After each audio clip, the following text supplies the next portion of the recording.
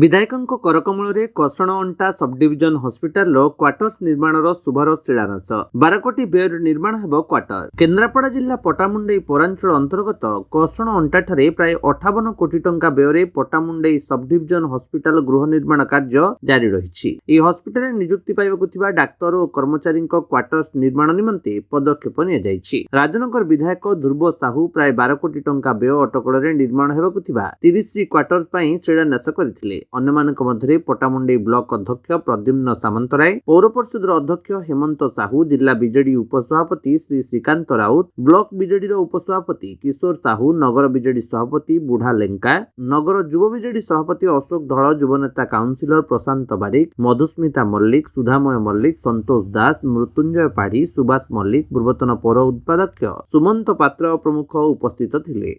पटामुंडई कसणटा पाखरे sub divisional headquarter hospital रो जो निर्माण चली तार जो डॉक्टर्स एवं स्टाफ माने रही दुईटी क्वार्टर्स ब्लॉक, गोटे डी टाइप ब्लॉक, गोटे ई टाइप ब्लॉक रो आज शुभ शिलान्यास करागला।